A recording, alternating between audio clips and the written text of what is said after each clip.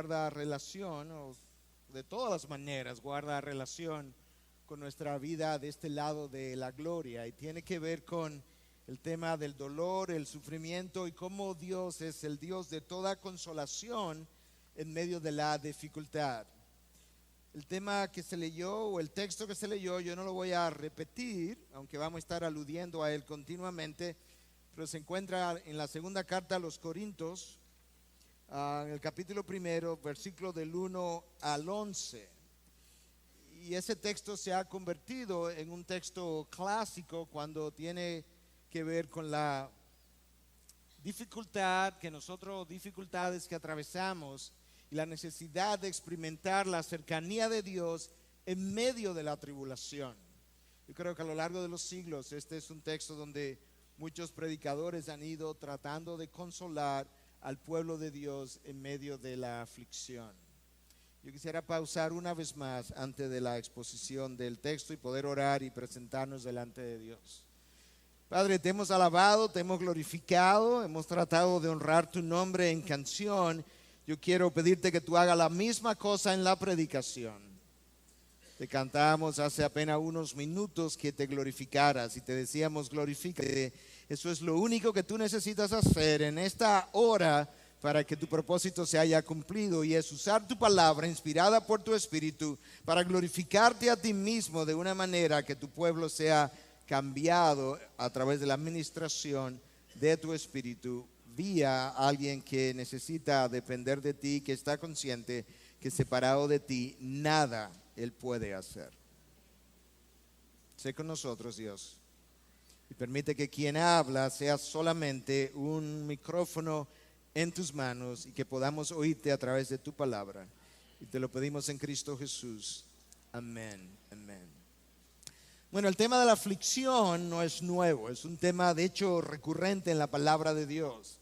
Y el tema de la pregunta o del cuestionamiento del creyente en medio de la aflicción tampoco es nuevo. Job, en un momento dado, no podía entender la dificultad que había llegado a su vida, y lo que más atormentaba a Job era la necesidad que él sentía de tener una entrevista con Dios para presentar su caso, entendiendo que él sería declarado íntegro y no podía encontrar a Dios. De manera que esa es una respuesta o una reacción humana natural, la de la preocupación, la de la duda en medio de la dificultad. Habacuc, en otro momento, uno de los profetas de Dios, ¿verdad? No podía entender cómo era que Dios podía tolerar el pecado, el mal, como él lo estaba viviendo, y él le hace esta pregunta a Dios en 1:2: ¿hasta cuándo, oh Señor, pediré ayuda y no escucharás? Clamaré a ti violencia y no salvarás. Habacuc está preguntándose: Dios, ¿cómo es posible que yo esté clamando, que tú estés viendo lo que está ocurriendo, y tú estás como si nada, como si nada estuviera pasando, como si yo no estuviera en medio, yo, tu profeta, no estuviera en medio de este dolor? ¿Cómo lo toleras? ¿Cómo no me hablas? ¿Cómo no me respondes? Y Dios en silencio. Y Salomón, el hombre más sabio que la tierra haya dado, en un momento dado en el libro de Eclesiastés, no podía entender cómo es que el malvado prospera y el justo resultaba en dificultad. Esas preguntas han estado en la mente, o en las mentes de muchos de los que estamos aquí, sobre todo en momentos de debilidad, en momentos de dudas, en momentos donde nosotros no pensábamos que íbamos a tener que atravesar esa circunstancia, y sin embargo nos tocó vivirla en un mundo caído. Y cuando muchas veces ese tiempo llega y la perspectiva con la que hemos comenzado a vivir no es la correcta, es en esos momentos donde dudamos de nuestro Dios. De manera que la primera corrección, incluso antes de entrar a la exposición del texto, que tenemos que hacer es una corrección de nuestra cosmovisión después de Génesis 3. Después de Génesis 3, este es un mundo de dolor. Este es un mundo de sufrimiento, este es un mundo de tribulación. Y Cristo nos advirtió: en este mundo tendréis tribulación, pero no temáis, porque yo he vencido el mundo. De tal forma que una de las grandes dificultades que el cristiano tiene es su aceptación de estas circunstancias, a pesar de que se nos ha advertido que este es el mundo en que nos ha tocado vivir. Yo necesito hacer esa corrección. Y el autor de este texto que nosotros leímos es alguien que tiene un amplio currículum en esa materia del sufrimiento. No sé si se han percatado, pero Dios entrena a sus hijos de una manera similar a como nos entrenan las universidades. Hay como un currículum y hay materias, y en ese currículum hay materias selectivas y otras obligatorias. La materia del sufrimiento y el dolor es una de las obligatorias. Y el problema es que cuando tú estás involucrado en esa materia y tú crees que está pasando con brillantes colores, resulta que cuando termina esa, ahora viene sufrimiento 2, y luego sufrimiento 3, y luego sufrimiento 4, y tú nunca sabes cuándo va a terminar el currículum, pero Dios nos está preparando. No podemos olvidar el texto que yo cité esta mañana de Filipenses 1:29. A vosotros se os ha concedido el privilegio no solamente de creer en Cristo, sino también de sufrir por Él. Es un privilegio poder participar de los padecimientos de Cristo en medio de nuestro caminar cristiano, como parte de nuestro llamado. Y creo que abundaba más en la escuela dominical, si mal no recuerdo, acerca de esa realidad.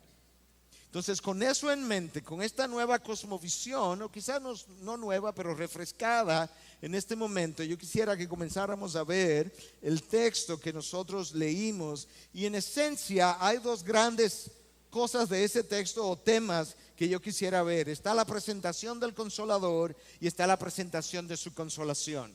Básicamente eso es lo que yo quiero ver en esta noche. Cómo Pablo presenta al Consolador y cómo Pablo presenta la consolación. Del Consolador notemos que él es, cómo él es presentado. Y de la consolación yo quiero que veamos 5 aspectos que lo voy a anunciar desde ya. Yo quiero que veamos su perfección, su propósito, cuán proporcional es, su precisión y el producto final. Son 5 P's. Su perfección, su propósito, lo proporcional que es en el momento de la prueba, su precisión y el propósito final. Pero yo necesito comenzar con el Consolador antes de ver la consolación. Y en el versículo 3 Pablo nos dice: bendito sea el Dios y Padre de nuestro Señor Jesucristo, Padre de misericordias y Dios de toda consolación. La palabra bendito que aparece ahí en el original es eulogetos, y es la palabra de donde nosotros obtenemos el vocablo elogio, hablar bien de alguien. Esa es la manera como nosotros debiéramos alabar a nuestro Dios, hablando bien de Él. Es una frase no muy común, pero aparece 3 veces en el Nuevo Testamento. Bendito sea Dios. Aparece en este texto de 2 de Corintios 1:3, aparece en Efesios 1:3 y aparece en 1 de Pedro 1:3. Y yo quiero decirte rápidamente cómo cada uno de esos textos nos hablan acerca de ese Dios de toda consolación para con nosotros. En el texto de hoy, de 2 de Corintios 1:3, Pablo nos hace ver cómo Dios, o lo que Dios hace por nosotros en el presente cuando nos consuela. Pero en Efesios 1:3, Pablo bendice y alaba a Dios por lo que hizo por nosotros en el pasado. Y en el próximo texto, entonces, en 1 de Pedro 1:3, Pedro bendice y alaba a Dios por lo que Dios hará por nosotros en el futuro. Y es por eso que nosotros podemos tener una esperanza futura descansando en Él. Pero otra de las cosas que Pablo nos dice en este texto es que nosotros podemos y debemos alabar a nuestro Dios por ser el Dios y Padre de nuestro Señor Jesucristo, de acuerdo a lo que leímos. Bendice al Consolador Pablo, eso es lo que hace, y luego lo describe como Padre de nuestro Señor Jesucristo y Padre de misericordias, y usa la palabra misericordias en plural, y es correcto que lo use de esa manera, no solamente porque Él es el apóstol que sabe lo que está escribiendo, pero resulta que Dios nos consuela con sus misericordias de tantas maneras, en tantas circunstancias, de una manera diaria, que literalmente la palabra nos dice que si no fuera por sus misericordias, nosotros ya hubiésemos sido consumidos. Él es el Padre de misericordias. En el lenguaje hebreo, en la mente hebrea, la palabra Padre tenía mucho que ver con originador de algo. Por eso es que Satanás es presentado en Juan 8:44 como el padre de mentiras. De él se originan todas las mentiras que hemos hablado y que estaremos hablando en un futuro, porque Él es el padre de las mentiras. Pero ahora Dios es presentado como el Padre de misericordias, porque en Él se originan todos y cada uno de los eventos y de los actos misericordiosos que vienen de Él, y aun aquellos que vienen de los hombres. De una u otra manera tienen su origen en Dios. Efesios 2:4 nos describe a Dios como rico en misericordia. El salmista en el Salmo 103:17 describe su misericordia como algo que se extiende desde la eternidad hasta la eternidad. Dios no necesita hacer o hacernos misericordias o volverse misericordioso. Eso es lo que Él es, eso es lo que Él siempre ha sido. Por eso es que de hace un tiempo para acá tengo dificultad, incluso en ocasiones, en decirle: Dios, ten misericordia de mí, porque no hay un solo momento de mi vida donde Él no la haya tenido. Él siempre ha tenido misericordia para conmigo, porque eso es lo que Él es, esa es su naturaleza. Es como que Dios no supiera hacer otra cosa que no fuera ser misericordioso para con sus hijos, porque esa es su esencia. El Salmo 108:4 describe su eternidad como más grande que los cielos.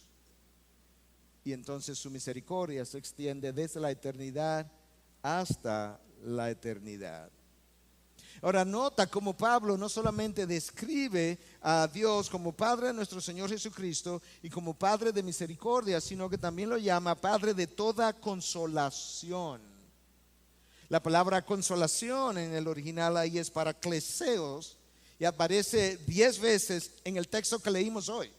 En un texto de 11 versículos, 10 veces aparece esa palabra, tratando de enfatizar algo que Dios hace continuamente por nosotros. La palabra para Espíritu Santo es parakletos o parakaleos, y la palabra aquí para consolación es parakleseos, de manera que Pablo nos está ayudando a entender que la consolación que nosotros recibimos de nuestro Dios solamente puede ser comparada con la consolación que el Espíritu trae a nosotros. Ahora, cuando nosotros pensamos en la consolación que nosotros proveemos, usualmente implica o tiene que ver con algo que hacemos. Nos vamos al lado del otro, tratamos de abrazarlo, tratamos de aliviarlo, tratamos de conllevar quizás o de apoyarlo en la dificultad que está atravesando. Pero cuando tiene que ver con Dios, esta palabra también implica la idea de estar no solamente al lado de Él, sino de estar a favor de Él para darle fortaleza necesaria para enfrentar la vida. De manera que Pablo me dice que Dios es el Padre de toda consolación, trayendo a mí fortaleza en cada situación para que yo pueda enfrentar cada ocasión en la que yo me vea atribulado, afligido, desconcertado, triste, porque eso es como Él se comporta hacia los suyos. Cuando Juan se refiere al Espíritu Santo en Juan 14:16, como les mencioné, la palabra ahí es parakletos. De manera que Dios Padre nos consuela de una manera tal que yo no puedo comparar su consolación con la de ningún ser humano, y la única manera que lo puedo hacer es comparándola a aquel sentido que el Espíritu Santo trae a nosotros por medio de su ministración. El Padre del Señor Jesucristo, Padre de misericordias, Padre de toda consolación, eso es como Pablo describe al Consolador. Ahora, de ese Consolador, Él nos dice que Él nos da consolación, y yo quiero entonces hablar de las características de la consolación de Dios para con los suyos. Nota como el versículo 4 al principio dice, el cual nos consuela en toda tribulación, en toda tribulación. Dios no nos consuela una vez, Dios no nos consuela de una manera, Dios nos consuela en cada ocasión de diferentes maneras. Por eso es que su consolación es perfecta. Y es tan perfecta porque es una consolación paternal, Él es mi Padre, y es una consolación personal. Cuando un médico se acerca a un paciente y le va a dar una mala noticia, quizás de un cáncer que tiene, cuando el médico tiene cierta sensibilidad, trata de consolar al paciente a la hora de darle la noticia. Lo mismo cuando alguien ha perdido a un ser querido, nosotros como pastores vamos y le llevamos una palabra de aliento, pero ni el médico ni el pastor verdaderamente son el padre de esta persona que está siendo consolada. En este caso resulta que la persona que nos trae la consolación es mi padre, es una consolación paternal, es una consolación que viene de alguien que me ha engendrado, viene de alguien que sabe lo que yo soy, conoce mi fragilidad, conoce lo que yo necesito, conoce donde yo necesito ser fortalecido, y entonces Él viene a mi lado y no viene de una sola manera, sino que viene conforme a la dificultad por la que yo estoy atravesando. Cuando una madre pierde un hijo, Dios viene a su lado de una manera que le inyecta aceptación y esperanza, si es su hija.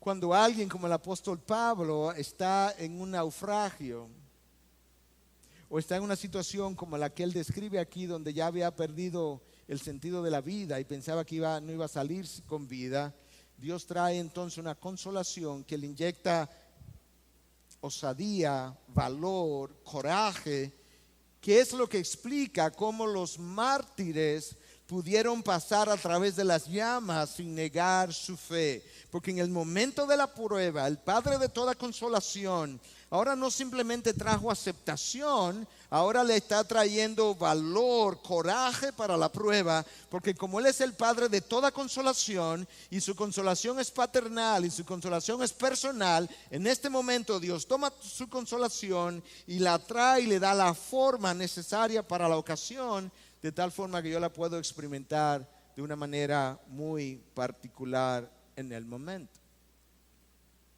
Ahora, Dios no me da esa consolación antes de la prueba. Dios me la da en el momento de la prueba. Dios se parece en este sentido, es una ilustración al anestesiólogo. Si usted fuera a tener cirugía mañana a las 8 de la mañana, usted no va a encontrar al anestesiólogo dándole anestesia esta noche a las 8 en anticipación a su cirugía. No, porque el momento de la necesidad no ha llegado. Él va a venir a eso de las 7:30, 7:45, justo antes de la cirugía, y Él le va a dar la anestesia necesaria para el momento. De esa misma forma, entonces Dios, en el momento de la necesidad, justo cuando la va a necesitar, el Padre de consolación se hace presente y me da lo que yo requiero, lo que yo necesito. De manera entonces que en términos prácticos su consolación pudiera lucir como esto: no hay pérdida que su presencia no pueda reemplazar. No hay vacío que su suficiencia no pueda llenar. Yo te voy a describir diferentes circunstancias en las que tú y yo nos encontramos, nos hemos encontrado o nos encontraremos. No hay debilidad que su gracia no pueda fortalecer. No hay dolor que su misericordia no pueda aliviar. No hay tristeza que su gozo no pueda abatir. No hay herida que su toque no pueda sanar. No hay enemistad que su cruz no pueda reconciliar. No hay interrogantes que su sabiduría no pueda responder. No hay carencias que su provisión no pueda suplir. Y no hay esclavitud que su poder no pueda romper. ¿Te das cuenta cómo Él es el Padre de toda consolación, de acuerdo a la tribulación, a la circunstancia en la que yo me encuentre y en la necesidad en la que yo esté? Por eso es que el versículo 4 comienza diciendo que Él nos consuela en toda tribulación nuestra. La palabra para tribulación ahí en el original es tlipsis. Implica un lugar estrecho, un lugar donde yo estoy confinado, o implica estar bajo presión. De hecho, es una palabra que se usaba en la antigüedad para referirse a cuando un animal de carga, como un burro o un caballo, era sometido a una carga tal que de repente él colapsaba bajo la presión, bajo el peso de la carga que le habían colocado encima. Y Pablo dice entonces, él usa esa palabra para decirnos, no hay peso, no hay presión en la que tú te puedas encontrar, que su consolación no venga a tu lado para poder ayudarte a sobrellevar el peso que ha quedado sobre tus hombros. ¿Te imaginas cuán personal, cuán paternal es la consolación de Dios, que Él es capaz de hacer eso? En este texto, es un texto sumamente rico en entendimiento del rol de Dios en la tribulación. En el griego hay 10 palabras para referirse a dolor y sufrimiento. 5 de ellas aparecen en ese texto. Es extraordinario que Pablo haya usado un lenguaje tan variado y tan rico para decirme, ese es el Dios que se hace presente en cada una de estas pruebas, de este sufrimiento, de este dolor, de esta pérdida, de esta dificultad, de este peligro. Ese es el Dios de nuestro Señor Jesucristo y el Dios de toda consolación. La pregunta es, ¿cómo lo hace? Bueno, lo hace a través de su palabra, lo hace a través de su Espíritu Santo, pero ¿sabes qué, hermano? Lo hace a través de ti y de mí cuando Él nos envía a ser la persona que se supone venga al lado del otro a ayudarle en su dificultad. Por eso hablábamos de la perfección, la primera P, de la consolación de Dios. Yo quiero que veamos ahora no solamente la perfección de su consolación, sino el propósito de su consolación, la segunda parte, ¿verdad?, del versículo 4, el cual nos consuela en toda tribulación nuestra. Escucha el propósito ahora, para que nosotros podamos consolar a los que están en cualquier aflicción con el consuelo con que nosotros mismos somos consolados por Dios. Si nosotros sabemos algo, es que nuestro Dios nunca hace nada sin propósito. De manera que hoy está Miguel Núñez bajo una dificultad y en medio de ella Dios está consolándolo y Dios me está diciendo en medio de ella, ¿sabes qué? Te estoy enseñando cómo yo consuelo para que cuando ella lo haya aprendido, tú puedas ir a consolar a otros, porque yo te he elegido a ti para esta tarea. Y aunque a veces yo consuelo por mi palabra y otras veces por mi espíritu, en esta ocasión yo he decidido consolar a través de ti, que será el portador de las buenas nuevas para esta persona donde yo te estoy enviando. Hermanos, piensa en la vida y sus circunstancias por un momento. Cuando nosotros pensamos en todas las cosas que nos ocurren, nosotros pudiéramos tener 2 o 3 cosmovisiones distintas. Nosotros pudiéramos pensar que la suerte, el azar, es el que está en control de los acontecimientos. Y si lo pensamos así, estamos perdidos, porque nadie controla la suerte. O nosotros pudiéramos pensar que en realidad nosotros somos los que estamos en control, de manera que ahora yo estoy tratando de controlar todos los aspectos de mi vida, qué voy a hacer mañana, a qué hora me voy a levantar, a qué hora voy a llamar a fulano, cuándo voy a ir al médico, cuándo me voy a hacer los análisis y todo lo demás. Pero resulta que nosotros no podemos controlar los resultados de los análisis médicos que me fueran a hacer o de ninguna otra cosa que pudiera ocurrir. De manera que si esa fuera mi cosmovisión, estamos sin esperanza.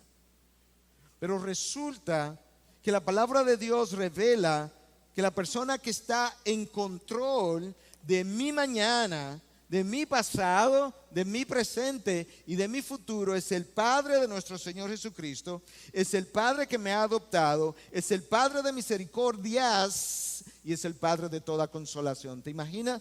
Ese es mi Padre, ese es tu Padre al lado tuyo, que te dice, tú puedes descansar en mí.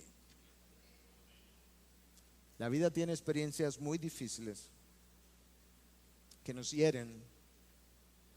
Y cuando nos hieren, tendemos a rodearnos de murallas emocionales que dificultan que yo pueda sentir la consolación de Dios y luego dificulta el que yo pueda ir a consolar a otros. Que es el propósito de la consolación de Dios, por lo menos en este texto de 2 de Corintios. Te lo leí en la segunda parte del versículo 4, donde dice que Dios nos consuela para que nosotros podamos ir a consolar a otro de la misma manera que Dios nos ha consolado. Pero yo no puedo hacer eso cuando yo estoy rodeado de murallas. Y cuando no lo sé hacer, entonces cuando voy, el otro no lo siente. No es lo mismo dar una palabra de consuelo que sentir la consolación que el otro ha traído de parte de Dios. No es lo mismo alentar que ser un aliento. Se parecen, pero no es lo mismo. No es lo mismo estar al lado del otro que ponerse en los zapatos del otro.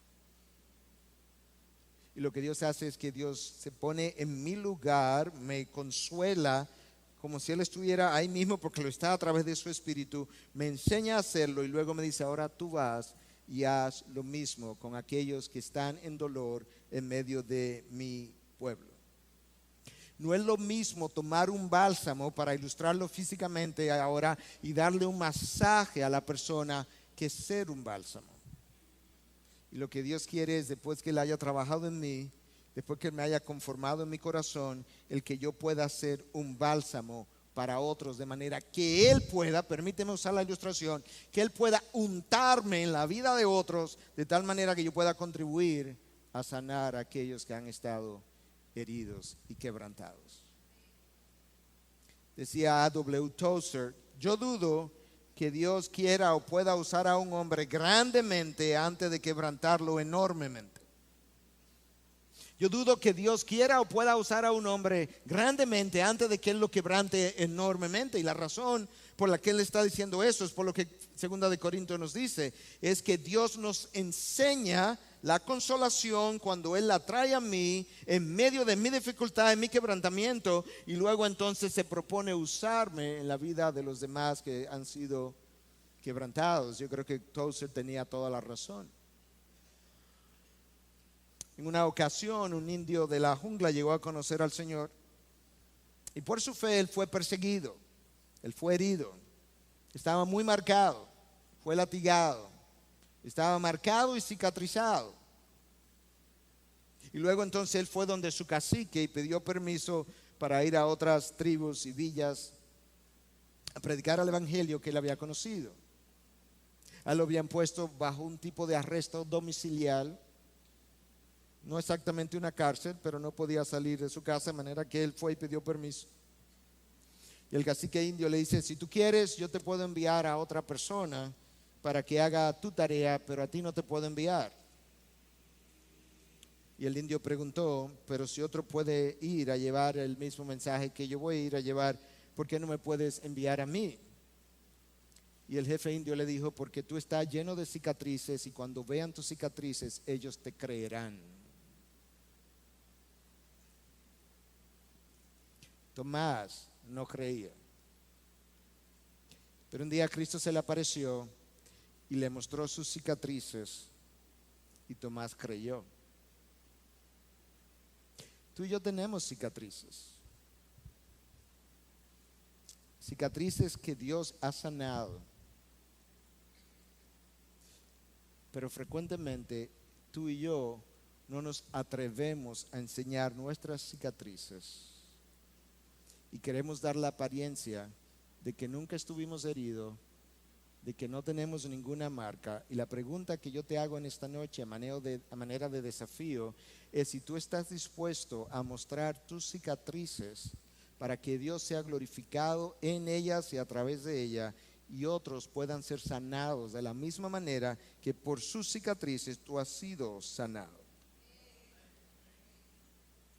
Hermanos, el mundo está lleno de personas que han escuchado el mensaje, Lo que ellos no han visto es muchos mensajes vividos y muchos mensajes predicados por personas marcadas y cicatrizadas, porque todavía estamos escondiendo nuestras cicatrices. Cuando tenemos esa reacción, la vida nos ha ido endureciendo. Y cuando la vida nos endurece, entonces Dios dice, es tiempo de cocción, y nos mete en el calor de la tribulación para que yo pueda comenzar a ser ablandado, porque Él no me puede usar con un corazón endurecido. Él solamente puede y quiere usar un corazón tierno, manso y humilde, que represente el toque de su mano, de sus manos llagadas por mi pecado. Ahora nota como el apóstol Pablo dice, pero si somos atribulados es para vuestro consuelo y salvación, o si somos consolados es para vuestro consuelo, si somos consolados es para vuestro consuelo, que obra al soportar las mismas aflicciones que nosotros también sufrimos. Lo que Pablo está diciendo es que nuestras aflicciones resultarán en beneficio de los corintios. Sus aflicciones van a resultar en beneficio de los corintios. Cuando ellos escuchen de qué manera Dios le consoló a él en medio de la dificultad que él vivió.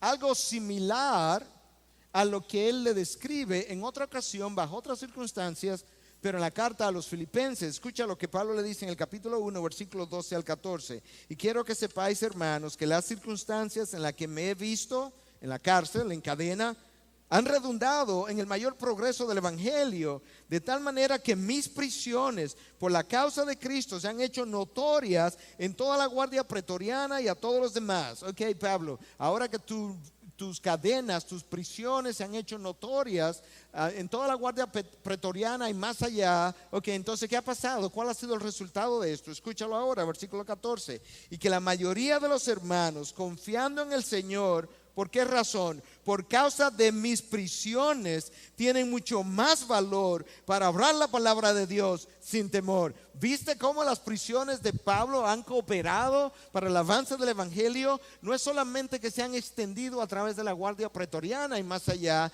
es que la mayoría de los hermanos, por causa de mis prisiones, ahora tienen mucho más valor para declarar la palabra de Dios que antes conocían, pero que antes de mis prisiones no tenían el valor para hacerlo. Pablo dice, por la causa del evangelio, yo voy a la cárcel, permito ser afligido, permito ser consolado, y luego otros reciben consolación cuando escuchan de qué manera Dios lo ha hecho con nosotros. Nosotros necesitamos vencer esas barreras emocionales, esos muros, para dejar que otros puedan ver el trabajo de Dios en nosotros. Hermanos, Dios nos llamó a ser testigos. Y nosotros pensamos muchas veces que eso implica solamente testigo de esta palabra. Pero resulta que en la predicación de esta palabra, en la vivencia de esta palabra, yo he vivido circunstancias de aflicción y Dios ha hecho una obra en mí. De tal forma que cuando Él me envía como testigo, yo necesito declarar no solo esto, sino la obra de Dios en mí. Y eso la gente va a tener que conocer dónde yo estaba, por dónde he transitado, para ver qué es lo que Dios ha hecho. Y ese es el testimonio de Pablo todo el tiempo. Yo salí de aquí, yo atravesé por aquí y ahora yo estoy aquí. Todo el tiempo Pablo declaró la palabra de Dios, declarando las vicisitudes a través de las cuales Dios lo había llevado, glorificando a Dios en su vida, exaltando su nombre y todo el tiempo exponiendo sus cicatrices para que la gracia, el poder y la misericordia de Dios pudieran ser entonces glorificadas por aquellos que escuchaban. Vimos la perfección de la consolación de Dios, vimos su propósito. Yo quiero que veamos ahora cuán proporcional, la tercera P, cuán proporcional es esa consolación. Escucha lo que Pablo dice en el versículo 5 y el versículo 7 del texto de hoy. Porque así como los sufrimientos de Cristo son nuestros en abundancia, aquí viene la proporción, así también abunda nuestro consuelo por medio de Cristo. Y una vez más, versículo 7, y nuestra esperanza respecto de vosotros está firmemente establecida sabiendo que como sois copartícipes de los sufrimientos, aquí viene la proporción, así también lo sois de la consolación. De la misma manera, en la misma magnitud en que sois partícipes de su sufrimiento, en esa misma proporción viene su consolación. ¿Eso no es increíble? Que Dios no solamente está al tanto de mi necesidad y de lo que yo necesito en cada ocasión, en cada circunstancia, sino que Dios sabe qué proporción de su consuelo o consolación yo necesito para que sea proporcional a la circunstancia que yo estoy viviendo. Hay un himno que probablemente ustedes han cantado en esta iglesia en algún momento. Yo voy a leerlo en inglés y lo voy a ir traduciendo después de 3 o 4 frases. La única razón, y permítanme hacer eso, es porque cuando yo lo aprendí en inglés, y ese es como yo puedo saborearlo mejor, de manera que yo quisiera saborearlo con ustedes y luego traducirlo, pero habla de la proporción de la consolación de Dios. Escucha, es un himno compuesto en un inglés antiguo, dice: He giveth more grace when the burdens grow greater. He sendeth more strength when the labors increase. To added afflictions, he added his mercy. To multiply trials, he multiplied his peace. Aquí está la traducción. Él da más gracia cuando la carga se hace más grande. Él nos da más fortaleza cuando la labor se hace más pesada. A mayor aflicción, mayor su misericordia. Cuando se multiplican las pruebas, Él multiplica su paz. His love has no limits, su amor no tiene límites. His grace has no measure, su gracia no tiene medida.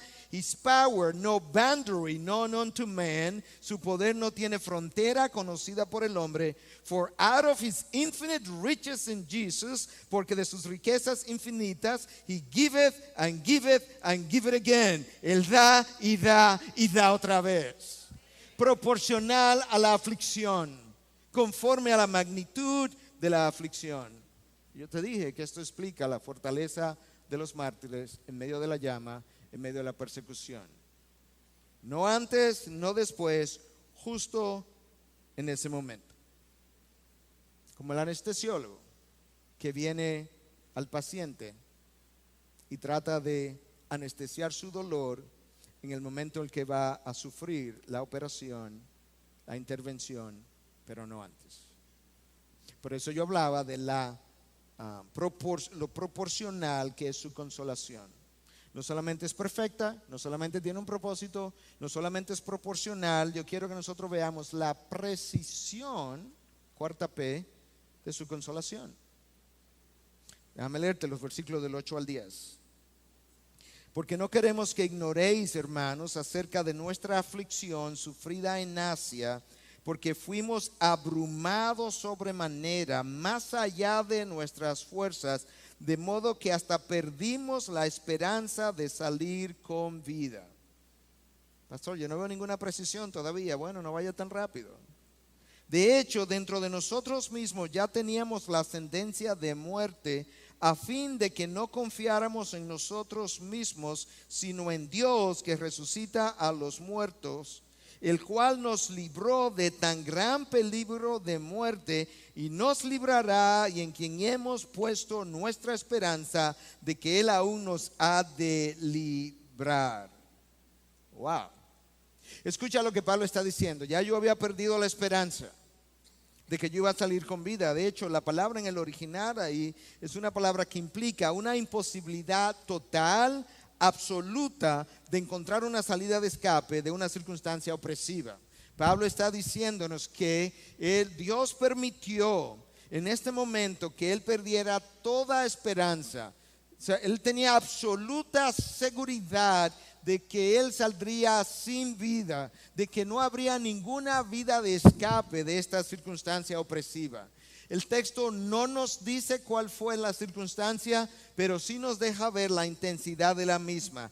Y justo en el momento en que Pablo ha perdido la esperanza de ser consolado o de ser salvado, Dios intervino y lo sacó de la tribulación para que él pudiera llegar a entender mejor que no debía confiar en sí mismo, eso es lo que él dice literalmente en el texto que leí, sino en Dios, quien nos libra y nos librará de todo peligro de muerte. Por eso es que es una consolación precisa, justo en el momento cuando yo lo necesito. Dios abre el mar rojo junto cuando los egipcios están detrás de mí. Yo no llego al borde del mar con el mar abierto y digo, qué bueno que ya Dios me preparó esto de antemano. No, yo llego al borde del mar con los egipcios detrás, las montañas a los lados, el agua delante, y cuando yo pierdo toda esperanza de poder salir con vida, Dios entonces en ese momento me rescata de una manera precisa, porque Él sabe lo que yo necesito, cuándo lo necesito, en la cantidad que lo necesito, y Dios entonces se convierte en Dios de toda consolación precisa a favor de mí. Cuando yo he terminado de considerar mis opciones, cuando yo he terminado de considerar mis alternativas, cuando yo he terminado de agotar todas mis fuerzas, Dios apenas ha comenzado. Dios me trae a la memoria justo en este momento, cuando yo apenas tenía 7, 8, 9 años. Mis padres me llevaron, mis tíos más bien, mis primos, me llevaron a una playa privada en el área de Cabarete, en esa área, en esa región. Y poco a poco, sin darme cuenta, yo me fui alejando de mis primos más grandes. Y de repente yo caí en un hoyo de la arena y me estaba literalmente ahogando. Y tragaba agua, y tragaba agua, y tragaba agua, y tragaba agua. Y yo no sabía mucho nadar, sabía un poquito, pero trataba con el poquito que sabía de salir y no podía. Y cuando yo perdí todas mis fuerzas, y junto con todas mis fuerzas yo perdí toda esperanza de vida, literalmente, lo puedo ver en mi mente ahora mismo. Yo simplemente dejé caer mis brazos. Mis últimas palabras fueron: Dios mío, ayúdame. Y lo próximo que yo recuerdo es estando de pie en la arena, todavía dentro del agua, en otro lugar más adelante. ¿Cómo Él lo hizo? Yo no sé, pero yo lo recuerdo. De manera que cuando Pablo dice que él había perdido toda esperanza de vida, yo estuve ahí. Y literalmente yo recuerdo esto, luchando y hacer esto. Ya me voy, no puedo, Dios mío, ayúdame. Y luego encontrarme, y comencé a caminar dentro del agua hacia la orilla, y los adultos ya venían corriendo. Ese es el Dios en el momento preciso que acude a nosotros en la manera en que yo lo necesito. Si Dios usó una ola para sacarme, no lo sé. Si Dios lo hizo de otra manera, no lo sé. Yo sé que lo hizo. Dios está pendiente de cada ocasión en la que yo me encuentro en cada momento. Hermanos, el apóstol Pablo nos dice en este texto que una de las razones por las que Dios nos deja entrar en la tribulación es para que yo aprenda a no confiar en mí mismo. Él lo dijo, yo te lo leí. Versículo 9. Abrumado sobremanera, más allá de nuestras fuerzas, de modo que hasta perdimos la esperanza de salir con vida. De hecho, dentro de nosotros mismos ya teníamos la sentencia de muerte, a fin de que no confiáramos en nosotros mismos. Eso es Pablo. Este es el nombre de la fe. Este es el apóstol extraordinario del Nuevo Testamento, que necesita ser enseñado todavía, de manera que no confiáramos en nosotros mismos, sino en Dios que resucita a los muertos. Nosotros necesitamos confiar en Dios, hermanos.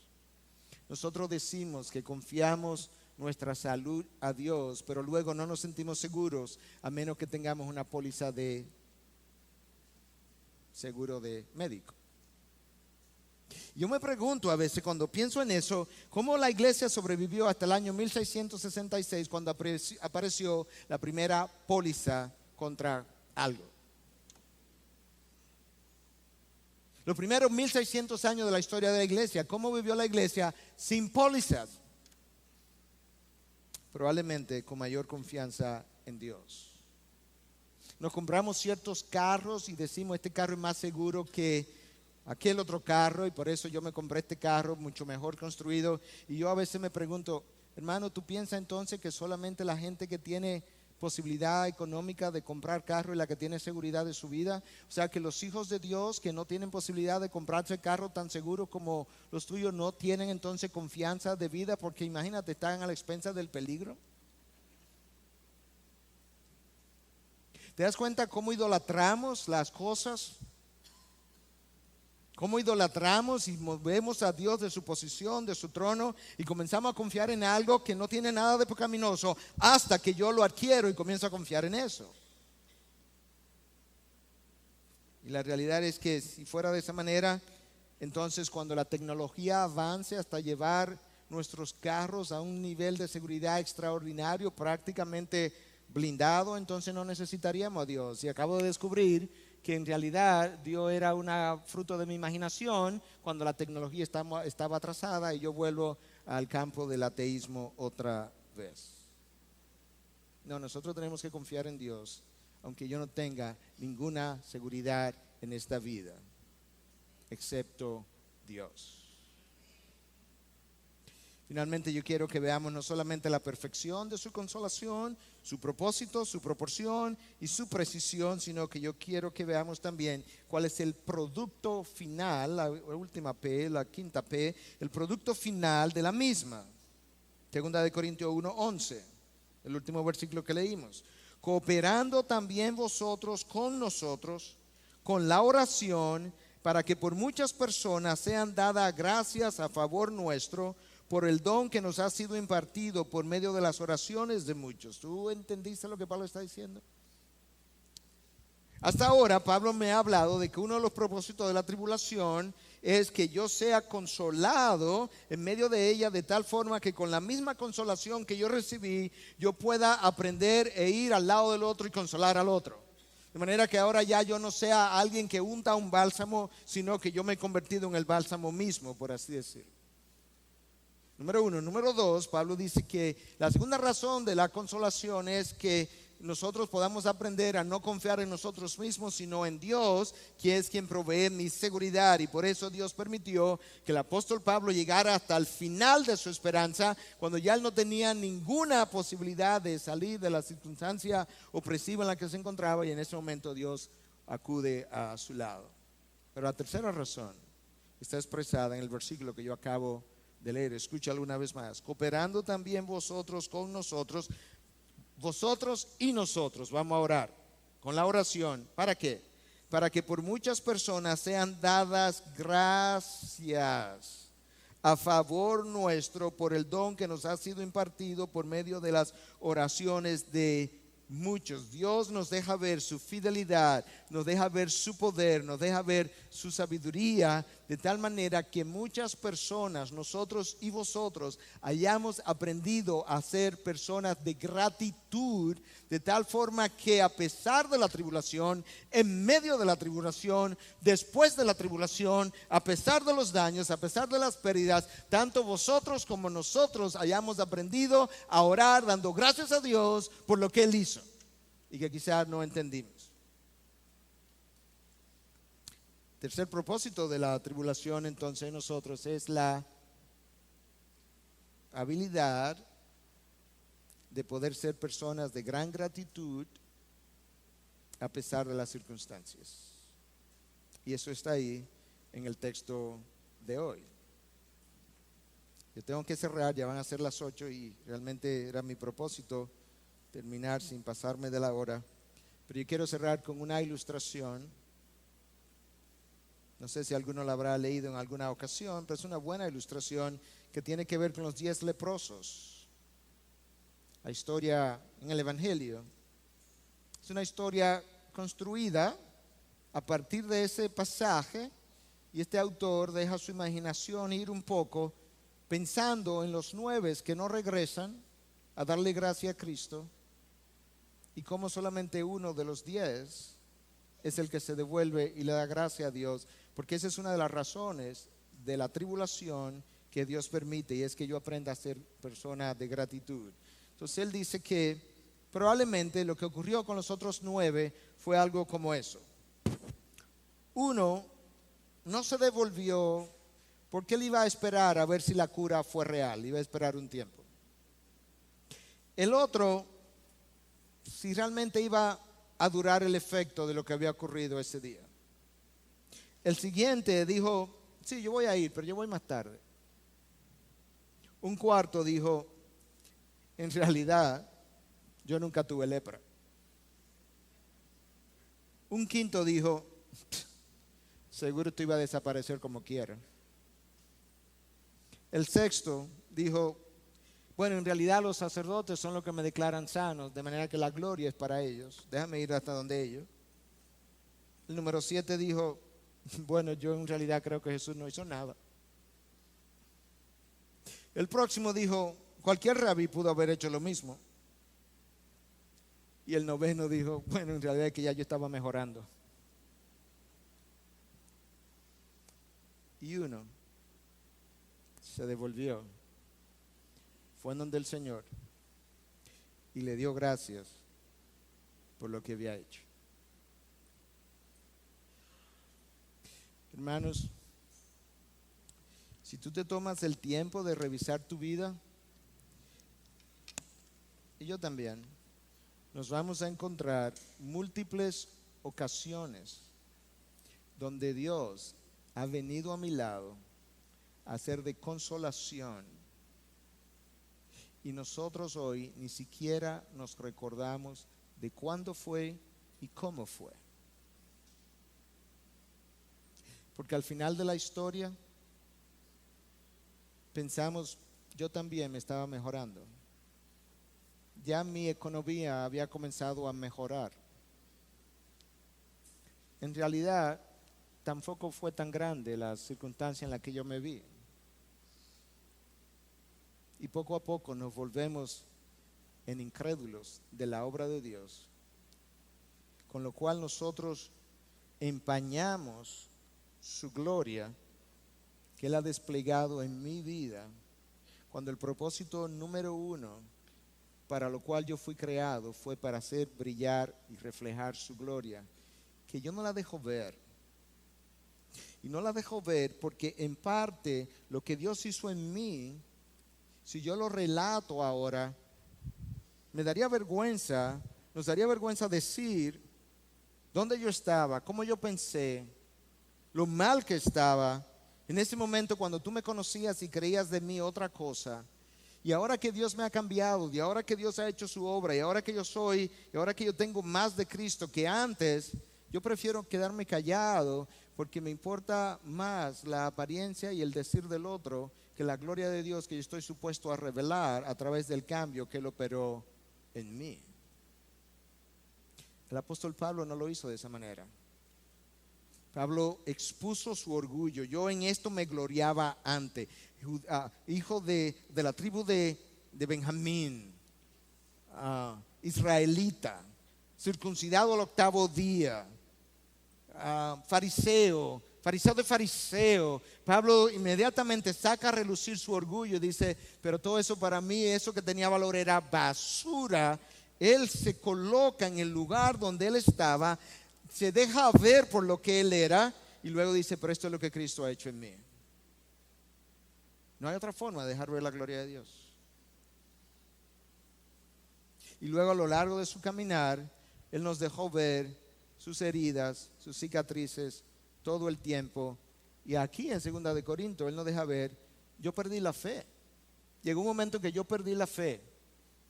Y llegó un momento en que ya yo no estaba confiando en Dios. Y Dios lo permitió para que no confiáramos en nosotros mismos, sino en Dios que da la consolación. Él me deja ver la debilidad de su carne, porque no hay otra manera de cómo la gloria de Dios se pueda ver si yo no permito ver el trabajo que Él hizo en mí, dónde me encontró y dónde me llevó. Él es el Dios de toda consolación, pero Él te consuela para que tú permitas la gloria de su consolación que brille sobre nosotros, para la gloria de su nombre. Padre, te alabamos y bendecimos en esta noche y gracias te damos por lo increíble de tu consolación, Dios. Cuán paternal es, cuán personal es, cuán perfecta, ¿Qué propósito tiene? ¿Cuán proporcional a mi situación es, Dios? Padre, gracias te damos, porque es precisa en el momento de la prueba. Ahí tú la traes. Te pedimos que tú nos hagas hombres y mujeres humildes de corazón, agradecidos, que enseñan sus cicatrices para la gloria de tu nombre. En Cristo Jesús. Amén. Amén.